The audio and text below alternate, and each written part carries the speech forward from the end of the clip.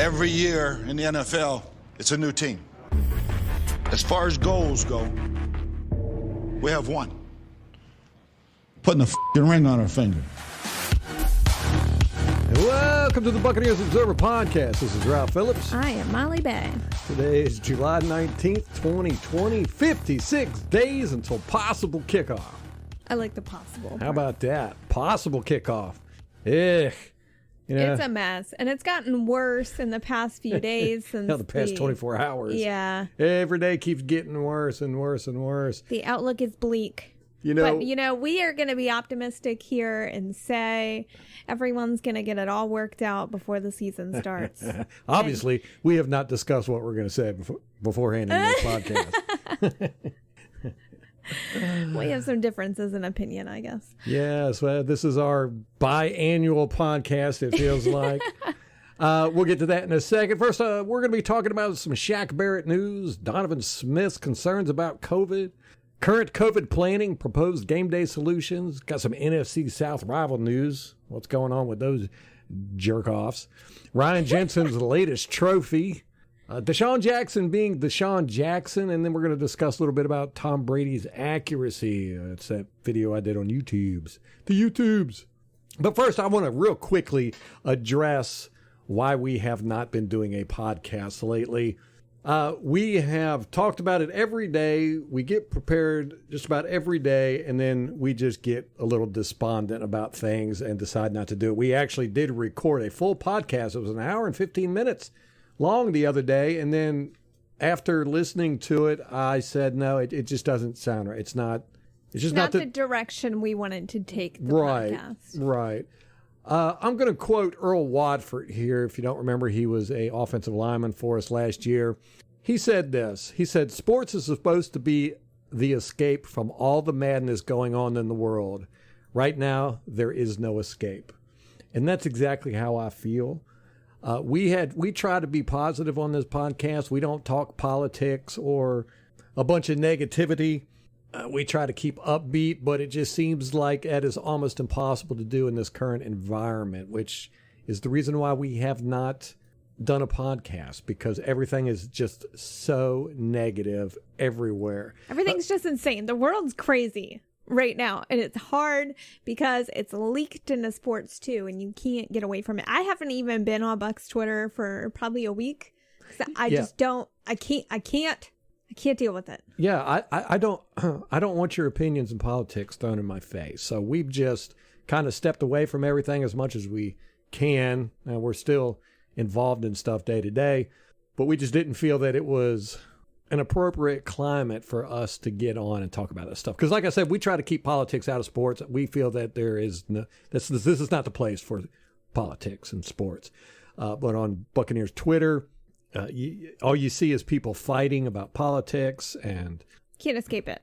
Yes, and masks and disease, and it's just not something I really want to be a part of. So we're going to try to avoid all that, keep it all positive as much as we can here. I'm sure we'll let a few things slip, but here we go. In case you've been living under a rock, Shaq Barrett has signed his franchise tag. The deadline was July 15th. And he signed. So we got him. He's a little frustrated that he didn't get a longer term deal, but he's with the Bucs for the next year at least. He should not be upset because nobody has gotten a long term deal. I think there's 12 players in the league who were given franchise tags, and none of them got long term deals. It seems to be something that's going on around the league. I think everybody is just so concerned about the future of the league and this season that they don't want to commit to any long-term deals. This is actually the most franchise-tagged players we've had not sign long-term deals, I think, since the franchise tag was first developed. That's an interesting stat. I'm kind of glad to hear that. He has filed a grievance with the NFL to be listed as a defensive end. I do not agree with that. He is a linebacker. We play a 3-4 defense. He's an outside linebacker. He's not a defensive end. I know why they're doing it, because they want to get that extra $2 million. Yeah, it's like about $2 million. Their Pittsburgh Steelers pass rusher Bud Dupree, he's doing the same thing, and I think there are other linebackers in the league that are jumping on that bandwagon. So Yeah, well, I'm sure it's going to make the NFL have to restructure their rules on this because it has been a problem both with the Pro Bowl and with contracts, the distinguish between a linebacker, an outside linebacker in a 3-4 system and a defensive end in a 4-3 system. Yeah, there definitely needs to be some clarification. Yes. So, but the good news is we got Shaq if we have a season. Yeah. Do you want to talk about the COVID planning? Yes, let's get into that. Apparently, the NFL and the NFL Players Association struck a deal on training camp earlier in July. And now it seems like there's a lot of bickering going on with the NFLPA saying no. And the players are taking to Twitter. Right. Donovan Smith had posted a couple weeks ago this long screed on Instagram talking about he did not particularly want to play. That was the impression I got, unless there were some... the league can't mitigate all the risks. You just can't. I mean, there's still some risk to it. And Donovan, I didn't know this, but his wife his girlfriend is expecting. Congratulations, Donovan. Congratulations. So I kind of understand where he's coming from, but at the same time, there's some risks. There just is. So a lot of the players around the league, and particularly today, this is Sunday, have been tweeting their dissatisfaction with the league right now. Well, the rookies are supposed to report to camp tomorrow. And then the quarterbacks and injured players can appear on the 23rd. And then the rest, everybody else is supposed to report next Monday, correct? Yeah, on the 28th. It might be Tuesday. I think it's Tuesday. Yeah. So, they kind of, it almost looks like a strike. They're waiting until the last minute and then they all come out, which they all did. They come out in a coordinated effort. They got the hashtag on Twitter saying, we want to play. And they're expressing their grievances, which it's kind of a little hard to understand what it is they're wanting. Yeah, from what I understand, the crux of the issue is this 21-day acclimation period, which I don't even understand what that is. I can't get a definition anywhere. And it had been recommended by the league, like doctor panel that the league put together to create a plan for the season. And they recommended this 21-day acclimation period. The NFL originally wanted players to report early to allow for that 21-day acclimation period, so then there could be a preseason. But the NFLPA struck that down immediately. So the players, it seems like, don't even want a preseason. No, they don't. We'll do a breakdown as best we can here because it's a lot confusing stuff. The original deal that they struck on training camp was this. The 2 fan events, no fans on the field, no contact or interaction with players. Locker rooms 6 feet apart. Players must maintain 6 feet during facility, weight rooms, showers, training room. Saunas and steam rooms will not be used during training camp. The players had wanted all meetings to be conducted virtually. However, the NFL put that in the agreement to the extent possible. If in-person meetings are necessary, teams must try to hold them outdoors. Physical distancing and masks are required for all meetings that occur in the facility, whether inside or out. Now, for proposed game day protocols, still a work in progress, but on-field seating for fans will be prohibited. Both teams will travel to the stadium via bus. No public transportation allowed. Media will be banned from locker rooms. I found that extremely interesting. Jersey exchanges are prohibited, which doesn't make any sense at all. Coaches and players will not be required to wear masks on the sideline, but other game day workers in the bench areas would be required to wear masks. Anyone with bench access will be screened pre-game, and all who record a temperature above 100.4 degrees Fahrenheit or might have been exposed to COVID-19 will not be permitted to enter the stadium on game day. Now, some of the NFL's travel rules for the year are no use of public or private transportation to or in other cities, no leaving hotel to go to restaurants open to public, no room visits by anyone outside the traveling party, No use of shared hotel facilities like the pool, gym, etc. Masks required while traveling. Buses at no more than 50% capacity. At least one open seat between passengers on the plane. Now, all 32 teams submitted infectious disease emergency response plans, every single one of them. They were all approved, as you said, by the NFL Chief Medical Officer, Dr. Alan Sills, as well as joint infectious disease experts. The union, the NFLPA, also must approve before teams can have more than 20 players in the building. So they've approved some of them, but they're still reviewing others. Right. And there's also the whole opt-out rule that they've established. It is that a player can opt out of playing in the 2020 season. What's the date? August 1st. August 1st. So that's in a couple weeks. And it will not affect their contract, and they will be able to play in 2021. Right. It just kind of puts off their contract year that's upcoming in 2020. It just delays it till 2021. So they're basically like skipping a year in their contract. Right. And they can't be cut from the team. They can be traded, though. But once it's given, that's it. You cannot play for the rest of the season. So they've got until August 1st to make up their minds on that. Now, this is what the NFL has come up with. To me, it sounds like pretty good, like they're being extremely thorough. Matter of fact, a lot of it I think is a little overboard. I do not know what the players are upset about. I don't either. I've perused some of their tweets to figure out what the sticking point is. The 21-day acclimation period seems, they all keep mentioning that. So that I was think shot that's down. part of it. I don't know why they're bringing it up. It was shot down because of the CBA. Well, the union rejected it because they didn't want to have to report early. Right, because of the CBA. Right. OBJ tweeted that they don't know what the testing procedures will be yet. Zach Ertz said, they don't know how many preseason games there will be. So I think that there's just not a whole bunch of clarity. To me, it sounds like a strike in progress. Right. The NFL has come out with their proposals. The NFLPA agreed to them at the beginning of the month, and now the NFLPA seems like they're getting the players to backtrack on everything. The one thing they didn't agree on that I'm pretty sure was never established was if they were going to have any preseason games at all. The NFL wanted 2, and the NFLPA said, no, we want 0. The NFL Joint Medical Committee recommended a 21-day acclimation period. The NFL asked players to show up 2 weeks early to accommodate it. The NFLPA said no. It just seems like the NFLPA is not being... They all say that they want to play, but it doesn't seem like they're willing to give a whole lot.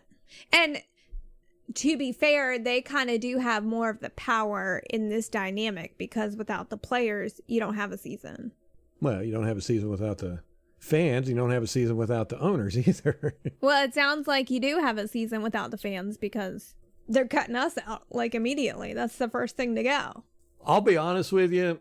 I'm not real, when I said this, when all this stuff broke out with the COVID, that it would be over with by the time of football season. I am really surprised that it has dragged out as long as it has. It's not making any sense to me or anybody else I know.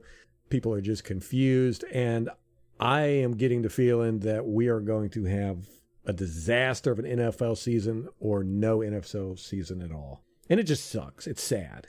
It's sad. I agree. I'm getting the sense that it's probably not going to happen.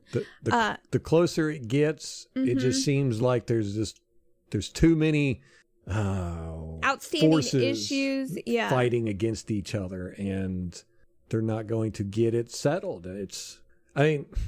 What more could you ask? You say, hey, I'm worried about my safety, and the NFL says, fine, don't play. Yeah. We're not going to penalize you if you don't want to play. We understand that, so don't play. What else do you want from the NFL? Right. I'm not really sure. And they're actually proposing a stipend for those people. They're going to give them $150,000, which, for an NFL player, that's for most of them. That's for most not very people, much. That's a pretty good stipend, right? Yeah. Especially for you're not doing anything, right? That's like basically an unemployment check, right? But it would be considered an advance on their 2021 base salary. So, I'm not really sure what the grievances are with the players. They're saying they don't know all this stuff, what's going on. They don't know if they're going to have preseason games. Well, talk to the NFL Players Association, because, the NFL reduced it down to 2 and NFLPA said, no, we want 0. So it's not the NFL's fault. I don't understand what the aversion to the preseason games is. At this point, I don't think we're going to have any. Yeah.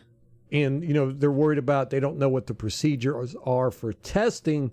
I'm sure that's being worked out as well. But they said it right there in the proposed stuff that they were going to test everybody, including the people on the sidelines who aren't even part of the team. Basically, anybody that comes in contact with the team, whether they be reporters or Are they actually stadium testing people? them, or are they just doing temperature checks? Well, temperature checks. And that's going to be tricky, too, because it's not foolproof. I mean, like my mom, she had outpatient surgery about a month ago, and she doesn't have AC in her car. So she drove to the doctor's office 24 hours before to get kind of a exam to make sure that she was fit to go through the surgery. And she's sitting in the parking lot for them to come out and do a temperature check in her hot car in July.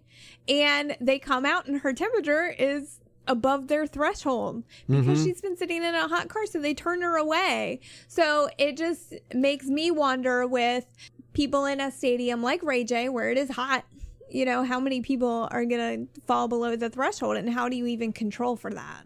Yeah, it's going to be a mess. It's just a mess, and it just does, none of it makes sense all the way across the board. So that's what we got as far as the COVID news and what's going on with the NFL. Well, wait, NFL I've got players. some more. Mike Florio with Pro Football Talk actually got a copy of the plan that the NFL submitted. Mm-hmm.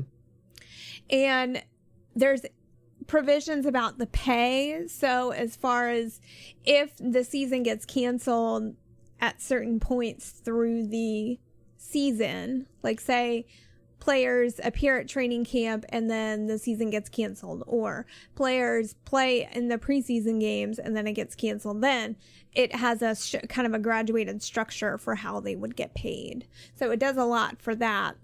And then with the injured reserve, we had heard that there was going to be a 3-week, like anyone that tested positive would be put on IR for 3 weeks. Well, that apparently applies to anyone that gets put on IR for any reason.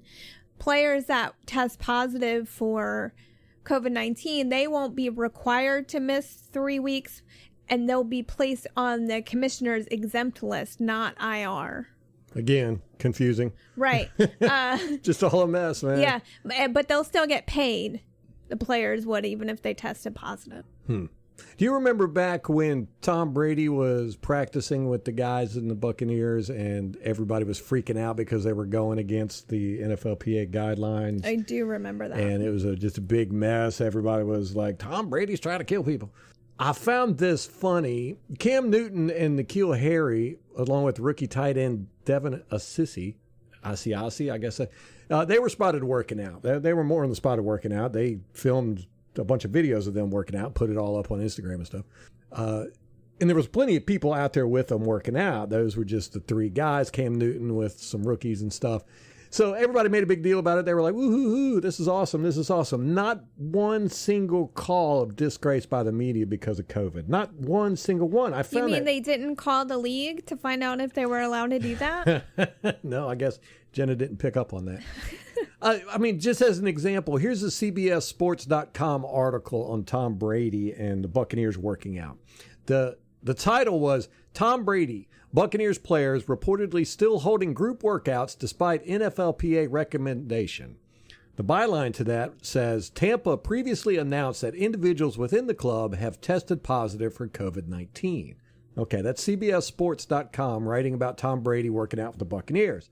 Here's CBSSports.com writing about Cam Newton working out with the Patriots. Title says, Cam Newton continues Patriots workout tour. Practices routes with 2019 first-round pick N'Keal Harry. The byline said, Newton is familiarizing himself with who could be the future at wideout for New England. not a single mention of COVID-19 or ignoring the NFLPA recommendations. I found that fascinating, and I searched through all the articles I could find. Nobody shamed Cam Newton for what he was doing when he was doing the same exact thing as Tom Brady. I just found that very strange, and I think as Buccaneer fans, we got to get used to that. And it's coming from our own media. We've pointed that out, too. As a matter of fact, there was an article in The Athletic by our boy Greg Allman talking about Tom Brady and the Glazer family taking PPP loans from the government. Those are the loans that small businesses can get due to COVID. Now, basically, he blasted them. He did the old economic warfare thing where you pit the poor against the rich, it seems like.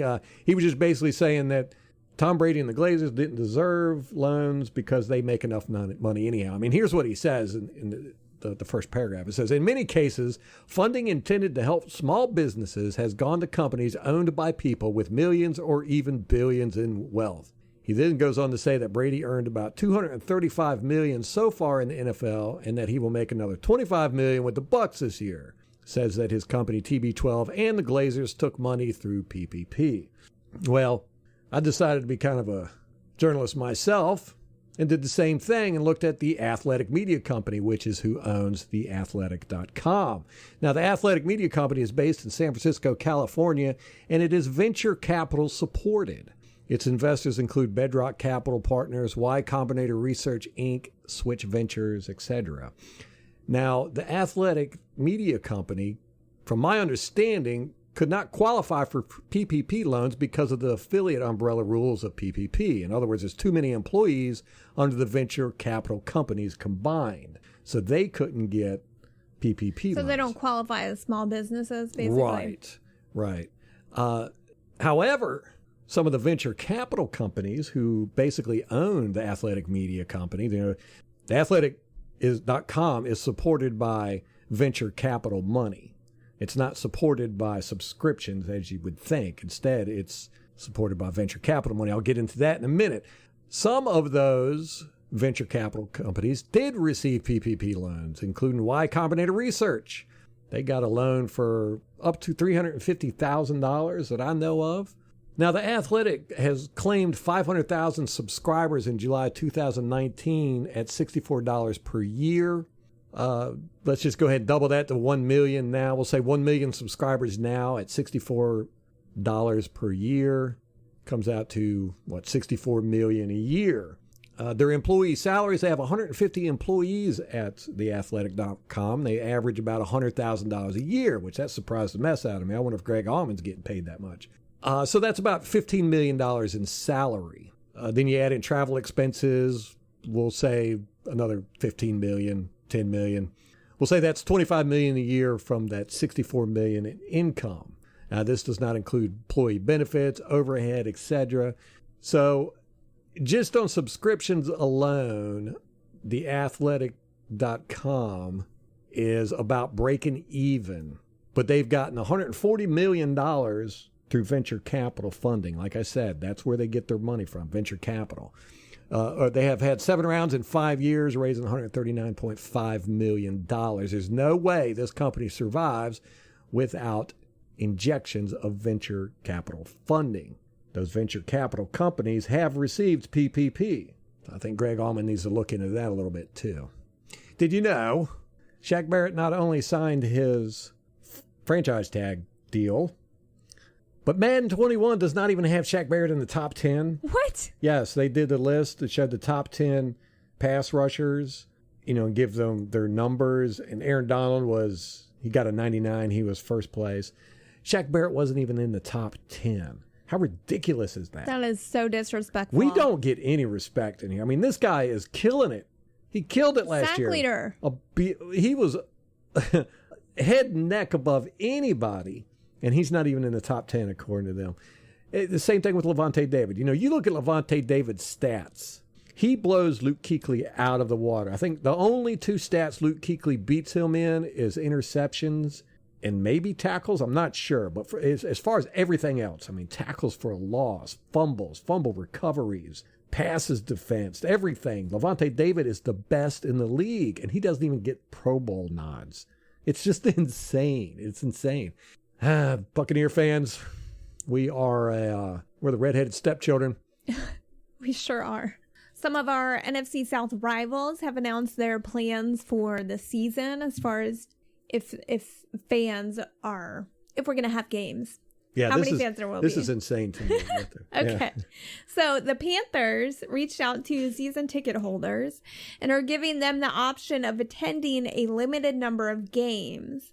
The ticket holders can opt out of this season with no penalty for next season, but no one is being granted access to every game.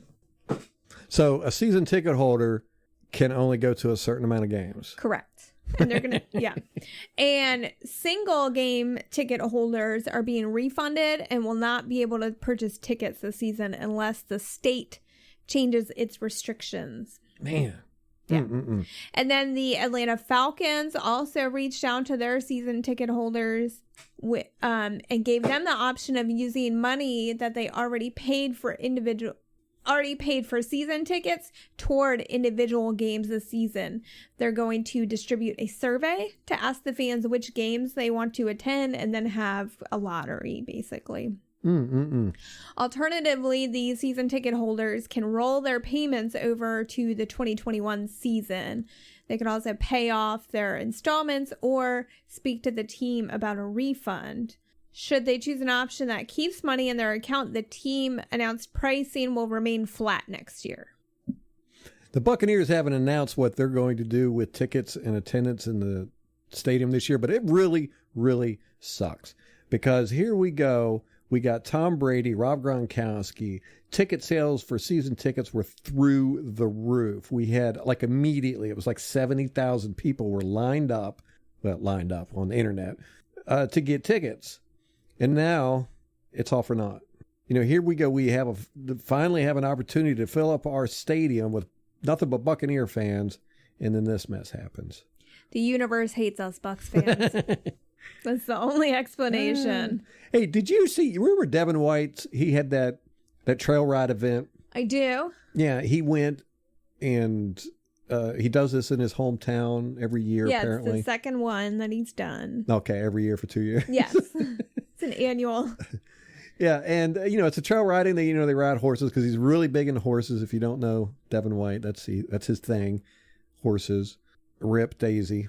His horse died last year. It was really sad.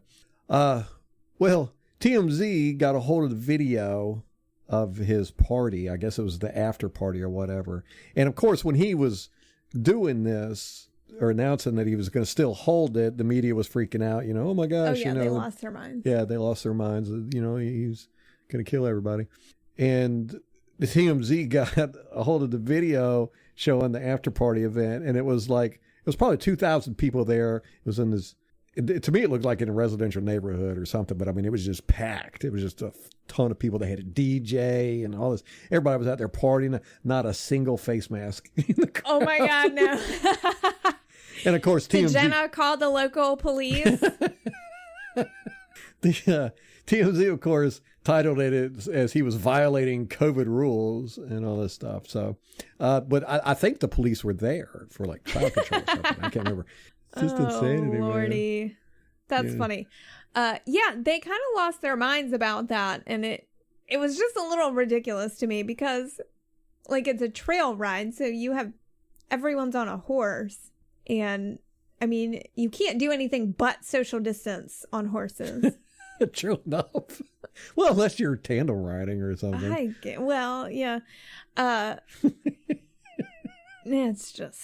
It's too much. Maybe that's how we should play the NFL season on horseback. Make them all play cricket. Polo. Polo. Polo football. That'd be awesome. I'd be down with that. Who wouldn't be? Eric Berry. He's got that horse phobia. He's got a horse phobia. I don't blame him. I've never had a good experience with a horse. They're scary when you get up close to them, especially if they're kind of, oof. And I'm skeptical of I'm skeptical of nature. Any animals outside of domestic house pets, I'm very wary of. Horses, they're so big. Yeah, they can mess you up quick. But they're prey animals, so they spook real easily. Yes. I'm skeptical of all of them. Anything So you just got to bigger walk than up to him with authority. Let him know who's the boss. Ralph just goes up and smacks him Heck yeah, immediately. man. Immediately, the first thing. Show him who's boss. I look him dead in the eye and then just smack him. I'll try that next time. Oh, speak of smacking, Oh, no. Redskins are changing their name. How about that mess? Not only that, they got slammed by the media for some sexual harassment stuff. But they were getting slammed for the name thing. Yeah. Because... And I think this piece, I think it was the New York Times or something. Washington Post, yeah, one of those. They already had this ready, and they were getting ready to launch it against the Redskins to push them to change the name stuff, and Snyder kind of beat them to the punch. But they did it anyway. Yeah, and they ended up firing all the guys that were in the article and stuff. But the interesting thing with the name change, I mean, I find this fascinating. Nike took down all the Redskins merchandise off their store, right? FedEx, who owns the naming rights to the stadium, said they were going to take their name down. Amazon took all the Redskins merchandise out of their stores as well. I find this fascinating because all three of those are a breach of contract. Nike has a contract with NFL to sell their merchandise. FedEx has a contract with the Redskins to name the stadium. Amazon has to get licensed. All these individual people who sell stuff, they have to get licensed through the NFL to sell their stuff. And for Amazon to remove their stuff, these people have to pay $150,000. If you want to sell anything with any sports logo on it, or any NFL logo on it, you have to pay the NFL right off the bat $150,000. At least that's the last I checked, and that was 10 years ago. So it's probably more. It's probably about $200,000. It's kind of like a franchise fee. So these people who have these stores on Amazon, they have to pay this money, and Amazon just takes them down. So they just screwed a crap ton of people.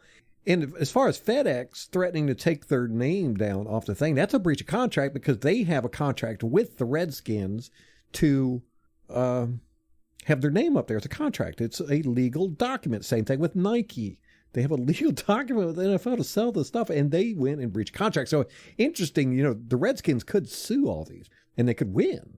It's blatant breach of contract. So it's gonna be interesting to see if they do anything with that. I doubt they will. I mean, they are so deep in optics hell right now. I mean, from every... I couldn't have it to a better team. I know. I don't really feel bad for them, but at the same time, it's like, well, how much are you going to throw at this one organization? Yeah, and also, it's not going to stop there. Right. We all see how this stuff works. I know. It's not going to stop. The Chiefs. The Chiefs are in the crosshairs. Mm-hmm. I haven't seen anyone mention the Chiefs. Oh, it's coming. They're not going to stop. Coming. It's an industry now. It's an industry the grievance industry. Yeah, and here's my thought. Like, okay, you go for the Redskins and the Chiefs. Well, then how about like the Vikings? Because Vikings have a very violent, sordid history. Yeah, history. Raping and pillaging. Pirates. Guess who else does? Yes, Buccaneers. What? Mm-hmm. Yeah. What did they do? Yes. Dolphins are notorious gang rapists. The Raiders. It's right there in the name. I know. The Raiders. There's nobody safe. I think the baby horses. That's like it. The Colts. Well, you could say it's exploitative because they didn't get consent. Oh God, PETA would be all over that. They didn't get consent from the big Colts to have, So it's child exploitation. Yeah, there you go. Or horse trafficking. Horse trafficking. Yeah, logo trafficking. How about that? We'll start a new one. So it's never going to stop. It's not going to stop. The Redskins are just the first to fall. There's a lot of interesting things with this, though. The estimate is that it's going to cost the Redskins at least $15 million just to change their name. I mean, what a logistical nightmare. Oh, my gosh, yeah. Okay, because, we have 56 days until kickoff. You think that they can get it? They haven't even gotten a new name. Yeah, they don't even have a name. Yeah. They don't have a logo. I think the Washington Foreskins is the best so far. It just fits. That's offensive to circumcised people. Yes, there you go. Yeah, they should just be a number. Yeah, the Washington 12 threes or something. Right. Yeah. Of course, that's going to offend people that don't like math. Yeah. So definitely. You have to redesign. You got to get a logo. They don't have it. You got to design jerseys. This is all in 56 days. I mean, this is just insane to me. You need a website. You got to start selling your merch. Yep. What are you going to do about people who wear the old merchandise? There we go. That's what I was going to bring up. Are they going to prevent fans from coming in the stadium wearing the old Redskins logos? They're going to have to. And how are they going to do that? That's going to cause a lot of problems with people. And like you said, redskins.com is still their domain, and it's even linked to from the NFL.com. It's a mess. It's a mess. And then how with the NFL, because we talked about this before with the jersey redesigns, like they only allow a certain number per year. And this is the first year we've had this many. It's 4 or 5 this year. So how did the team get that permission from the rest of the league? Right. I mean, they just bypass league policy. All of this. It's just it's throwing rules and regulations out the window to get this done. Like I said, I mean, we're talking about breaches of contracts from 3 huge companies. We're talking about, having to change a name that, usually you have to submit name, color changes, all that stuff to the league a year in advance at least. And then also there's the whole trademark thing. No matter what they go with, if they call themselves the Washington Penguins or the Washington Cardboard Boxes, they have to get that trademarked.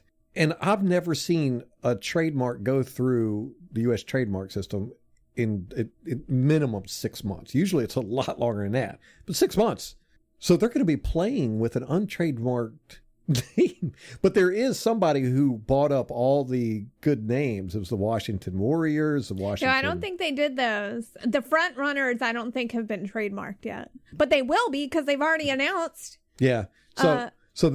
If they buy a trademark that's already been registered, then they can transfer it. It won't be that big of a deal. It won't take as long. But then they're going to have to pay the trademark person millions. Yeah. I mean, I don't know, man. It's just nuts. The whole world has gone insane. It's clown world. I'm still going to call them the Redskins. I know. I mean, so the favorite names are the Warriors, the Red Tails, or the Red Wolves. The Warriors, Red Tails is, I know the history behind it. It's cool and everything, but it's too much like a bunny rabbit. Well, how long until that's cultural appropriation? Yeah. Because isn't it the Tuskegee Airmen? Yeah, right. I mean, I don't know. It's a nice tribute now. Yeah. But as we've seen, everything in 2 changes years, so quickly. I know. They'll probably be upset that's cultural appropriation. I don't know. I don't know. And then the Warriors, what about that? I mean, that's a generic warrior name. There's violent connotations behind that. Is that what's coming next? They're going to start going after team names that are violent? Probably. The toxic masculinity. I don't know. Got to get rid of that. It's Yeah, this has been by far the most interesting year of football in my life. I mean, this has just been the craziest year. We started January 3rd. We were going to war with Iran. Does anyone remember that? Do y'all remember that? I mean, it just started off with a bang, and it's just been nonstop since then. Yeah. Well, I mean, we got Tom Brady. That was exciting. We got Rob Gronkowski. That was exciting. Then we got COVID. That wasn't exciting. No. Then, that was terrible. Now it's just been one thing after another, and the league doesn't know what's going on. The players don't know what's going on. Us fans definitely don't know what's going on. You've got sports writers attacking owners, attacking fans. You've got fans attacking players. Everybody's mad at each other about stuff. I just think... And that's not what sports is supposed to be about. Right. I just think that the lockdowns made everyone crazy. I know I'm crazy because of the lockdowns. I just feel like everything everyone's just, we're not meant to be locked up in our houses. And we're not meant to be, no matter what your views on wearing masks are, it messes with people psychologically. I took my daughter to dance class last week, and we're sitting in the lobby. We're all sitting there wearing our mask, and this lady starts striking up a conversation, and she says, "You know what I hate about these masks? You can't see people smile." And everybody there just nodded. And a couple of people were like, "Well, I'm smiling right now." And she was like, "I can't tell." And that's the thing. You can't read people's faces. I dabbled in dog training, and Oh, I bet dogs are going nuts over there. I know. As, you know, when I was going through and doing a lot of research and all You this. didn't dabble in it. You had your own business. I did. I just, you know, I didn't She was do actually it that really long. good at it, too. But, you know, I learned how much dogs rely on our facial cues. Yeah, they say dogs can read our faces better than people can read faces. Or at least as well as other people can. So our visual cues, I think, are so important. And then, you know, you're taking away half the face with the mask. And it's got to be so confusing for small children in particular who are learning. So, I mean, this has just had to have wreaked havoc on our kids. Yeah. In so many different ways. Yeah, especially not being able to go to school, not being able to play with each other. That was, our daughter was just a basket case. Yeah, she's an extremely sociable kid. And this has really bothered her, not being able to go out to the mall. Yeah, for about a month and or two, she would not let us leave the room. Yeah, she was like all up us. What got us on that tangent? I don't even know. I don't know. All right, go ahead. What do you got? I was going to say we should move on to the Tom Brady's accuracy video. Okay, we could do You that. ready? Yeah. Well, I do have one addendum. It'll be short. One addendum to the last video, which was the last video that Ralph did, which was on Tom Brady's play behind the Bucs offensive line and his toughness. So we had Brian on YouTube that commented to say Tom is 4th on the all-time sacked list with 500. He's been sacked 500 times in his career. That's crazy. That's just crazy. Did not know that. He and Ben are currently 3rd and 4th on the list, and the gap between number 1 and number 4 is so small that Brady merely needs to get sacked as many times as he was last year to pass Elway and Brett Favre. So he said the dude's not only tough, but he knows how to take hits. No doubt about that, and I appreciate that, Brian. That's some good information there. So Tom Brady will probably at the end of this season be the number 1 sack leader. That's good stuff. But yeah, definitely, there's no doubt in my mind that Tom Brady is one tough dude, man. I mean, he has, and the thing of it is that, you know, he just doesn't get hurt. He takes a lot of hits, and he just doesn't get hurt. He bounces right back up and keeps playing. So good stuff, Brian. Appreciate it. So let's get into the accuracy video, which really became controversial on YouTube. You had a lot of people upset about this one, and it surprises me. It surprised me, too, because I thought it was the most point-blank obvious one I've done yet. But almost immediately, we got a lot of downvotes on it, and people were kind of upset about it. And I don't know if it's just the Jameis stands coming out. They've caught on to this. I don't know. And frankly, I got a little annoyed and was shorter with some of the commenters than I normally am. And I stopped commenting because I was like, I don't like to be rude to people. I mean, occasionally I do, but that's why she does all the social media stuff, because I like to be rude to people. And I was ruder than I would have liked to have been. Ruder. More rude. Whatever. Grammar police. But people were very upset about this one, and I disagree, because once you watch the video and see, to me, what was the most telling was the body language of the receivers when they were stopping to catch the ball, or the way that they caught the ball was the most convincing to me. And you got the added benefit of seeing all the plays that I had that I didn't put in the video. So if you combine, I was accused by a couple of people of picking out plays that made Jameis Winston look bad and plays that made Tom Brady look good. And I addressed that in the video, which kind of surprises me that people brought it up, because I said, this is not what I did. These were atypical plays, or typical plays. This is what happened on almost every single play. Now, I could have randomized the plays and picked them out of a hat, and they all would have came out basically the same way. But you did pick out random plays, correct? Right, yes. I didn't go through and pick out ones that showed Tom Brady looking accurate and Jameis Winston not looking accurate. Now, Jameis Winston would throw some accurate passes, and Tom Brady would throw some inaccurate ones. But the general rule was that Tom Brady was accurate much more of the time than Jameis Winston was. And like you said, you could see it when you pause the video, right when they catch the ball, you can see how distorted the Buccaneer receivers are, how they had to reach back or twist their bodies or whatever. Yeah, their center of gravity would often be off, like they'd be off balance trying to catch a ball low, or Rojo trying to catch a ball that went really high. Yeah. Jameis Winston had a problem throwing to smaller players, which Tom Brady doesn't. He's just so much more accurate. It's off the charts, really. You were showing Tom Brady throw it to receivers in stride, where Jameis doesn't really do that. Is that correct? But also in Jameis's defense, we don't have a lot of plays for that.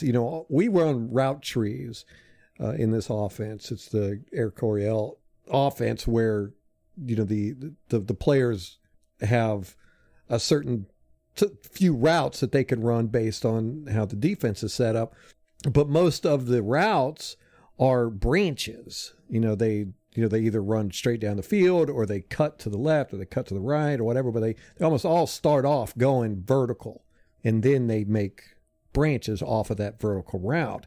So you don't have these routes, these drag routes, the crossing routes, the slants across the middle like you do with the Patriots.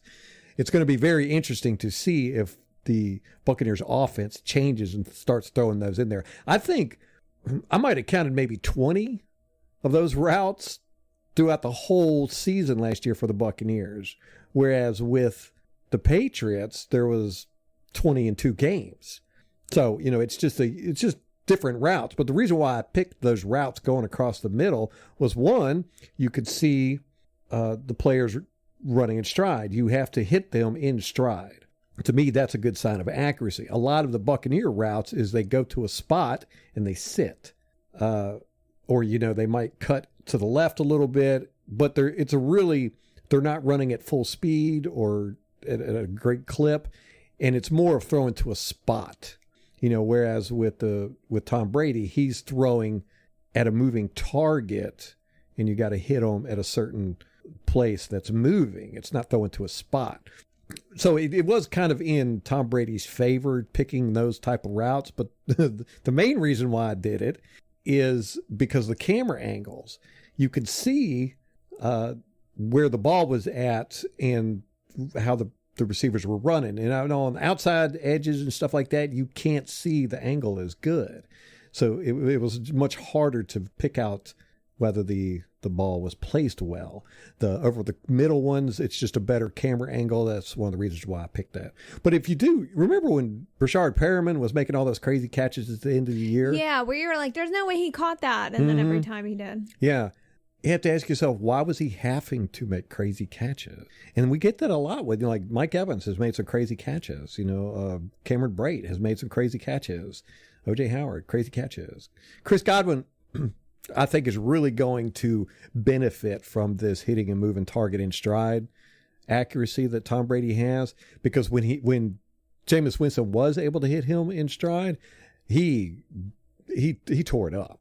I mean, he really can run with that ball once he gets it. And he's not averse to contact. Right, so he'll run you over somebody. Mm-hmm. So I think he's really going to benefit from this. And as I showed in the video, there was quite a few instances where Godwin is running across the middle and he's got a wide open field.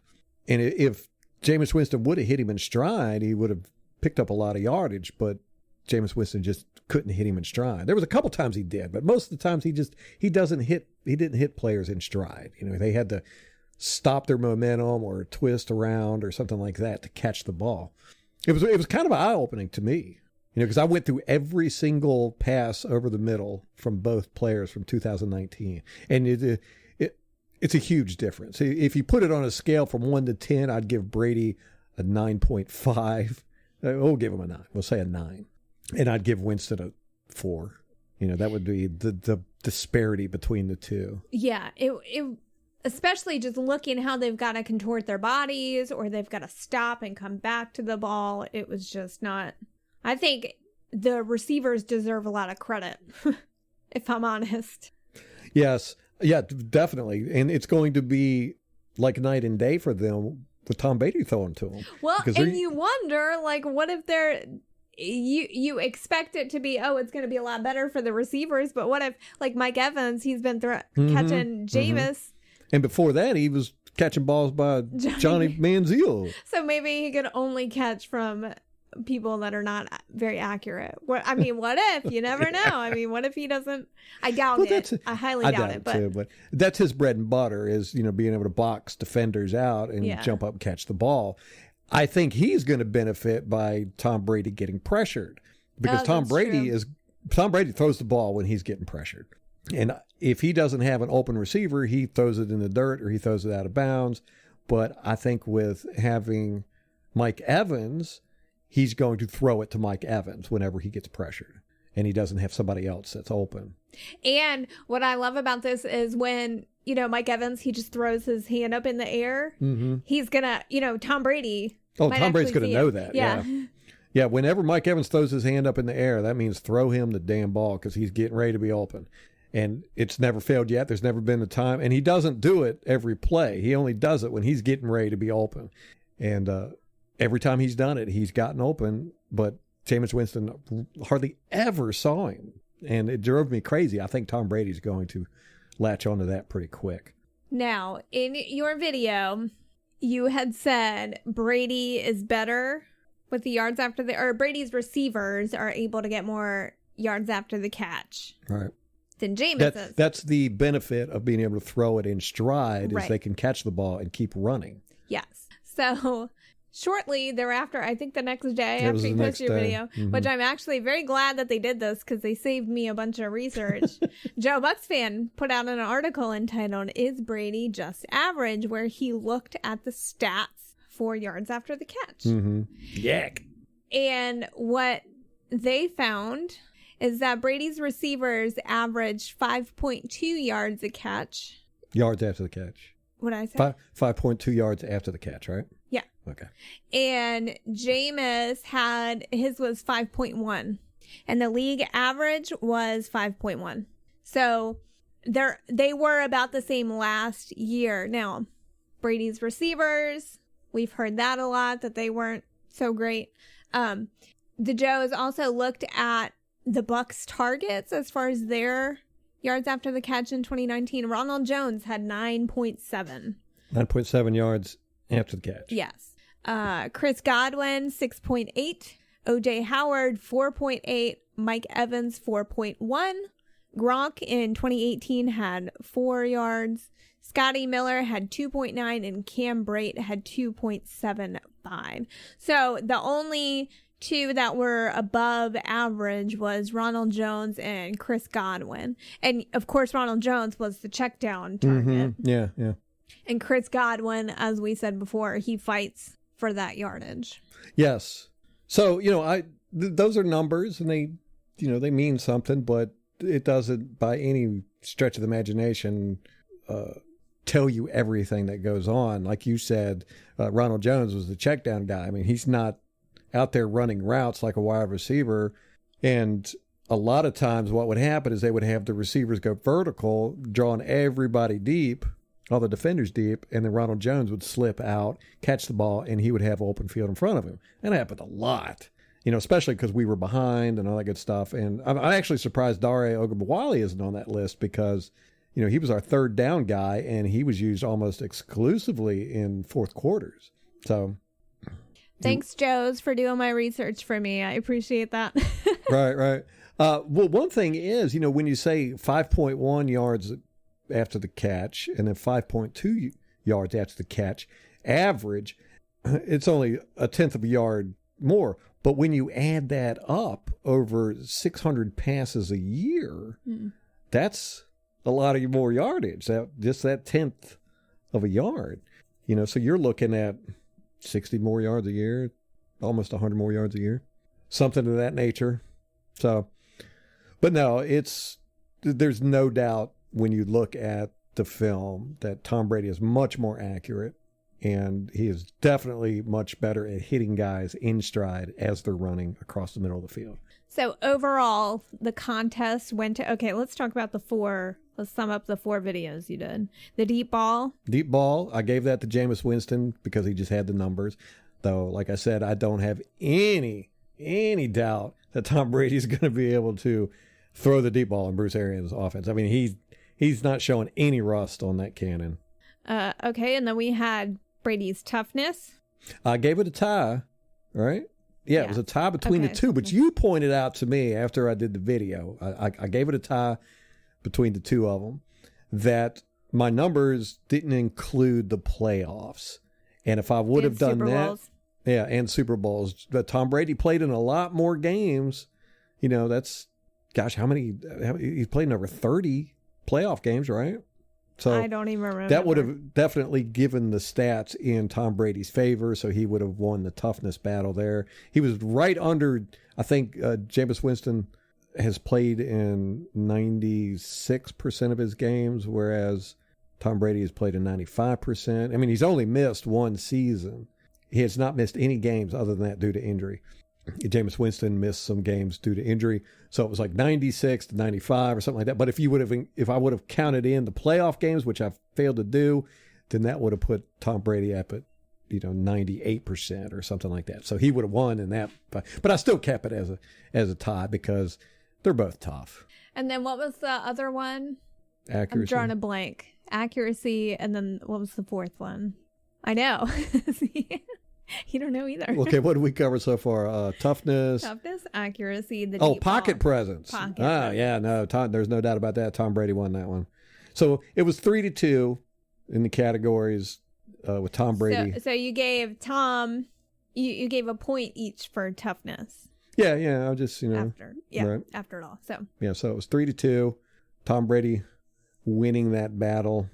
Which, we all know that Tom Brady's better than Jameis Winston, but I wanted to see how much better he was in each different category. Well, and, you got some criticism in the YouTube comments because we're still talking about Jameis Winston, but the whole point was to show, our offense isn't changing that much. Right. Yeah, offensive line is the same, basically, except for the right tackle. So this is a major change at a major position, and the point of the series was to show Bucs fans what we can expect going forward. Yeah, because you're hearing stuff like this offensive line is not going to be able to protect Tom Brady. He's going to get him hurt. So I wanted to show that, one, Tom Brady doesn't get hurt. He just doesn't. He's a tough dude. And 2, he makes, but by his pocket presence, he makes the offensive lines he plays behind look better. Like I said, we're going to have a top 10, most likely a top 5 offensive line if we play this year. Just by the simple fact that Tom Brady is much better in the pocket. He doesn't scramble around back there and get the opportunity for sacks or fumbles, and he makes very quick decisions. And if he feels pressure coming, he throws the ball. And that helps the offensive line, makes them look better. Right, because instead of a sack, it would be an incompletion or at best a completion. Right. So yeah, he's not going to try to outrun pressure, which Jameis Winston did too often, if you ask me. So yeah, I was a little surprised at the clapback we got on the YouTube video because of all of them I've done. I thought that was the most clear cut one. And it was funny because I had done the video, had it completed, and I showed it to Molly. I always show her the video before I upload it, and she pointed out a bunch of problems with the video, the quality of it, basically. So I had to go back and redo the whole video, every single clip. And she was right.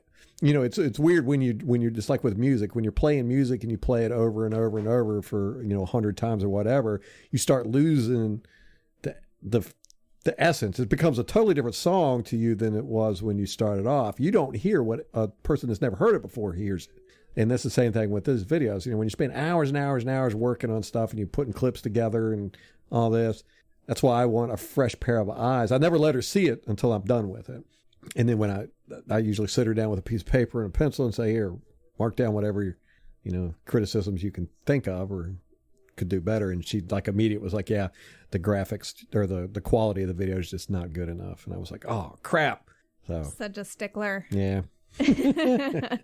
Well, no, you were totally right. Once you pointed it out to me, I looked at it. I was like, oh, my gosh, what am I doing? That'll make people sick. Yeah. That's kind of how I felt. It was like it had pause, but there were two frames kind of overlapping, and it was hard to see. Yeah, everything was like ghosted. Yeah. All right. Hey, good news. Ryan Jensen won something in the offseason here. Yeah, apparently he's a good hot chicken wing eater. I think he's just a good eater in general. I do too. That guy loves food, man. You go on his Instagram or his Twitter, it's all he talks about. He's always posting, and he's always posting on his grill. You said he cooks in his kitchen sometimes. I have never seen anything in his kitchen. There was a video of him cooking. Well, I mean, like he preps the meat in the kitchen and then takes it out to the grill. He loves his grill, man. Every day he's posting pictures. Likes to eat. Heck yeah, we just grilled out today. I've forced Ralph. Yeah. Me and one of my neighbors out there grilling. Two dudes sitting over in the hot sun, staring it was at some. So hot. Yeah. Desean Jackson. Oh gosh. What Okay, is this up, one. Man? You know, that is some crazy stuff to me. It's I don't Here's what happened. Read the room, dude. That's what I would say to Desean Jackson. Well, here's what happened. If you're not familiar, Desean Jackson posted, was it on Instagram? I think it was Instagram. Yeah, a quote from what he thought was Hitler about how African Americans are the legitimate Jews, and Jews are keeping black people down and running everything. Yeah, it was a very, very strange thing. Now, I'm familiar with it because I've been in that culture before. I'm familiar with the Hebrew Israelites, what they preach and all that good stuff. And, I knew it was a thing, but I definitely did not expect Desean Jackson. Well, here's the thing. You read a quote that you think is from Hitler. Yeah, why would anybody think that was a good thing? Yeah.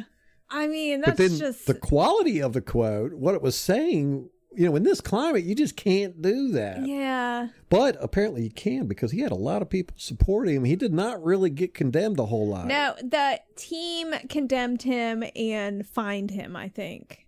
And then it made him do an apology. But he had a lot of defenders, too. A lot of people stood up and said, well, this is true stuff. When it was totally fake. It wasn't even a quote from Hitler to begin with. The one that I loved was Malcolm Jenkins coming out and saying, basically, the Jews aren't our problem. And I'm like, you just gave Drew Brees the hardest time. Yeah, right. Yeah, the difference between what Drew Brees said. I mean, Drew Brees was basically, I'm not going to kneel for the flag. Yeah. And everybody jumped on him. And I don't agree with doing that. Right. And then Desean Jackson posts basically that Jews are demons, and a quote from Hitler who he thought, and everybody's kind of like, it's just Desean. Some people were even going, "That's right, man." Weird. I was like, "Oh my, what are you doing, dude?" Yeah. Come on. But that's Desean Jackson for you. I'm glad he's off our team. I know. Although if he would have done it while he was on the Buccaneers, he probably wouldn't have got any attention. Probably not. It was. Yeah, just in this climate, just don't say anything. How about that? I know, just speak in numbers. Don't say team names. Don't look at people. Just keep your head down, mumble. Everything will be okay. But you kind of have to mumble now with a mask on, That's true. Garble. I'm constantly having to pull it down to say stuff to people because they can't hear me. That defeats the purpose. Although my mask is a little different. I have a mask I made myself. That's the Abominable Joe from I didn't know Mad it was Max. a thing. Yeah. Oh, I had no idea. Yeah. With the big teeth and the two. It's scary looking. It's really scary looking. I love it. The small children. Yeah. But 3D printed it. I sound like Bane from Batman when I talk. Well, because it's plastic. It's not cloth or anything. Yeah. Like, we are here to overtake your city. What? What'd you say, dude? Can I get a Big Mac? Everybody loves it, though. I get a lot of compliments on that mask. They're just scared of you. That's why. Hey. If I'm going to be forced to wear a mask, I'm going to wear one that scares the crap out of people. Make them wish I didn't have a mask on. All right, anyhow, that's going to wrap it up for us. If you want to get in touch with us, the best way to do it is probably Twitter or YouTube. Go to our website, BuccaneersObserver.com. It has all of our contact information there. You can reach us directly from the website or, follow the Twitter links or whatever. You can also comment on the YouTube video. That'll work. Yeah, and another thing I've noticed, I know here in this off season we haven't done a lot of podcasts and stuff as much as we normally do. Many different reasons for that, but we haven't gotten like hardly any star ratings on any of the podcasting, like Apple Podcasts and stuff like that. The last one was from like 5 months ago. So if you feel like it, get a wild hair, but go leave us a 5-star review. If you're going to leave us a 1-star review, then I would suggest you not even go there. Yeah, give us some reviews. Let us know you like us. Maybe it'll motivate us to do more podcasts. Maybe. If we were so funny because we're getting ready to do this podcast, and then all this stuff comes out about the players. This has happened almost every day. We're like, okay, let's do a podcast because we like to stay upbeat as much as possible. And the last podcast we did right before we went to do the podcast, that Washington Post article came out. So I sat there and read that, and I just got so despondent. Oh, the podcast that we didn't post. Right. Yep. And then today we're all like, okay, let's get this done. And then all of a sudden this the player stuff come out with the hashtag we want to play. And it's just like, oh my gosh, can we please just get to sports? So here we are, getting to sports. Now we're leaving it. That's going to wrap it up for us. Till next time. Go Bucks.